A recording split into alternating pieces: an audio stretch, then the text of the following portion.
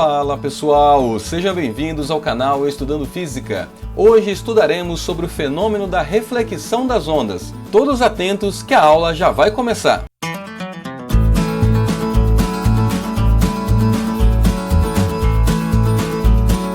A chamada dessa aula será o botão de like, então garanta a presença curtindo o vídeo e se inscreva no canal para não perder os próximos assuntos. Avançando então no conteúdo de ondulatória, vamos iniciar o estudo dos fenômenos ondulatórios. Entretanto, é muito importante que você tenha assistido aos 2 vídeos anteriores sobre ondas. Por isso, caso não tenha assistido, clique no card que está aparecendo no canto superior direito para acessar a playlist de ondulatória e se inteirar do assunto.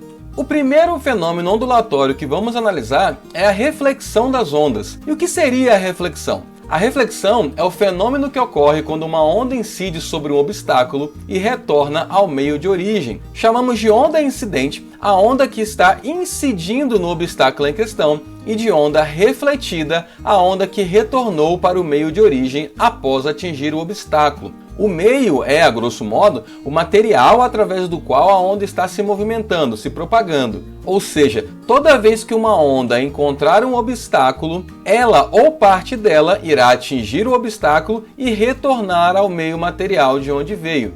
Esse obstáculo pode ser o fim do meio material onde a onda se encontra, como a borda de uma piscina, por exemplo. Pode ser um outro meio, como quando a onda se move no ar e encontra água, ou ainda apenas o mesmo meio, mas com características diferentes, como densidade ou temperatura. E o que ocorre com a onda quando ela sofre reflexão? Bom, no vídeo de característica das ondas, vimos que a velocidade de uma onda é determinada pelas características do meio onde ela está se propagando. Ou seja, como nesse caso a onda retorna para o meio de origem, ela não muda de meio e, portanto, a velocidade dela não se altera. Já a frequência de uma onda é sempre a mesma da fonte que a originou. Logo, ela também não irá se modificar na reflexão. Por fim, o comprimento de onda. Vimos no vídeo de características das ondas que essas 3 grandezas se relacionam através da equação fundamental da ondulatória V igual a lambda vezes F. Ou seja, se a velocidade e a frequência permanecem constantes, o comprimento de onda também não se alterará. Outra coisa que podemos analisar na reflexão é a reflexão de um pulso de onda numa corda, ou ondas que se propagam em apenas uma direção. Neste caso, temos 2 situações para analisar, com extremidade fixa e com extremidade livre. No caso de termos a extremidade fixa, o pulso de onda ao chegar ao final da corda ficará impedido de continuar.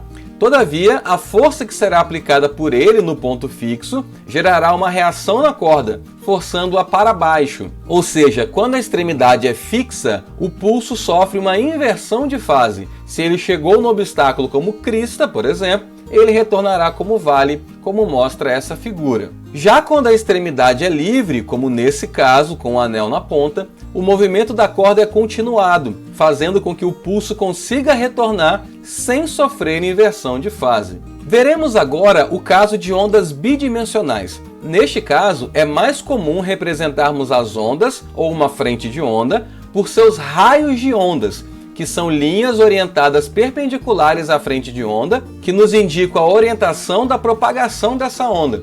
Aqui, portanto, temos 2 raios de onda representados.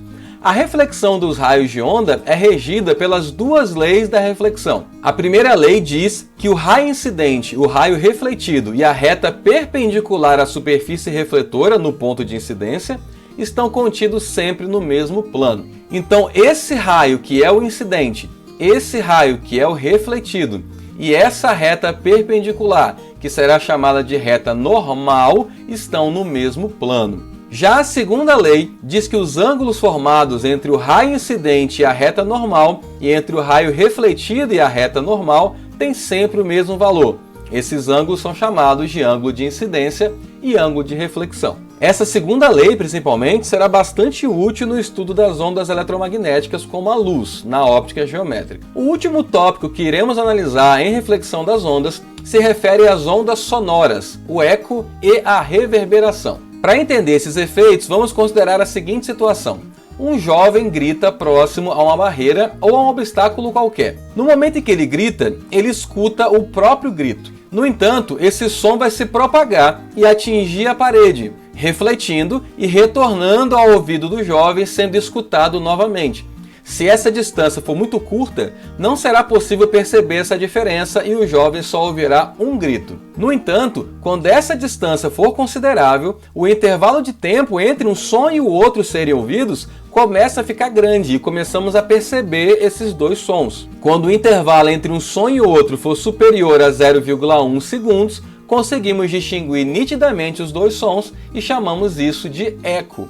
Ou seja, basta que eu grite em frente a uma parede. Se o som demorar mais do que 0,1 segundo para ir e voltar, eu vou escutar como dois sons e perceberei o eco. É possível calcular essa distância mínima para que ocorra o eco. Basta saber que a velocidade do som no ar é de cerca de 340 metros por segundo.